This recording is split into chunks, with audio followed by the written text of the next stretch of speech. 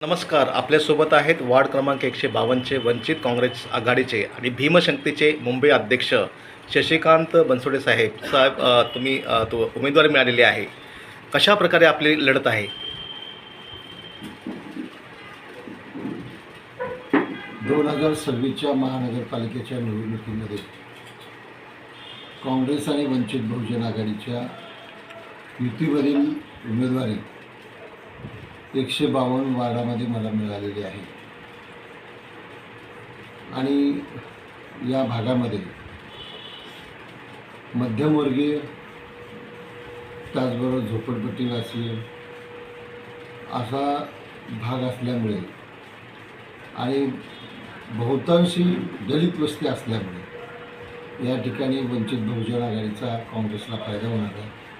मी काँग्रेस पक्षाचा उमेदवार आहे आणि वंचित बहुजन आघाडीचे दलित चळवळीतील कार्यकर्त्यांचे मतदान हे मला मिळण्याची दाट शक्यता आहे. कारण मी अनेक वर्ष, गेली 40 वर्ष या आंबेडकरी चळवळीमध्ये काम करतो आहे आणि आंबेडकरी चळवळीचा बालेकिल्ला म्हणून सिद्धार्थ कॉलनीला ओळखलं जातं आणि त्या कॉलनीतील बहुतांशी सर्व कार्यकर्ते माझे मित्र आहेत.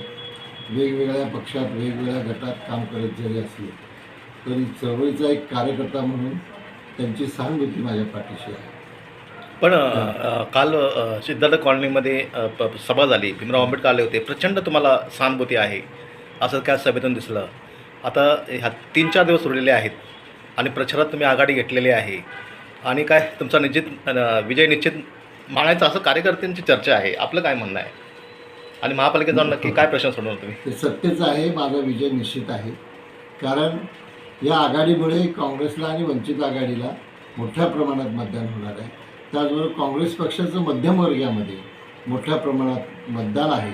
अनेक वेळा वेगवेगळ्या गटातटामध्ये कार्यकर्ते उभे राहतात आणि त्यांचा पराजय होतो. यावेळेस तसं होणार नाही.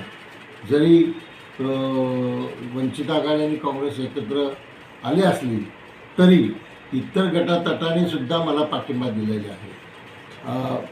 Republican party of India Deepak निकाले गटाने पाठिंबा दिला आहे.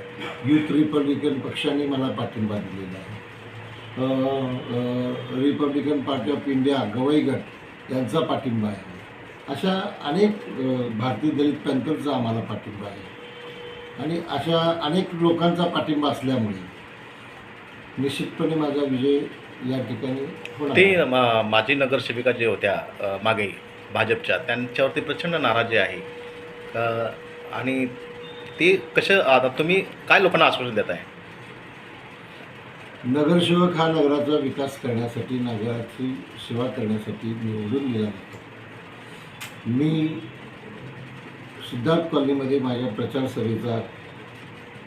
फेरीचा काळ होता. त्या काळामध्ये सायंकाळी सिद्धार्थ कॉलनीमध्ये पाणी सुटलं. पाणी यायची वेळ असते.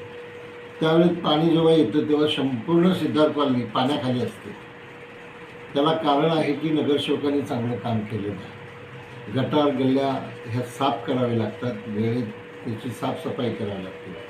ही व्यवस्थित केली नसल्यामुळे पाण्याचा निचरा व्यवस्थित होत नाही आणि त्यामुळे सिद्धार्थ कॉलनीतील सर्व लोक नगरसेविका या मॅडमवरती नाराजी व्यक्त करतात असं आपल्याला दिसून आलं.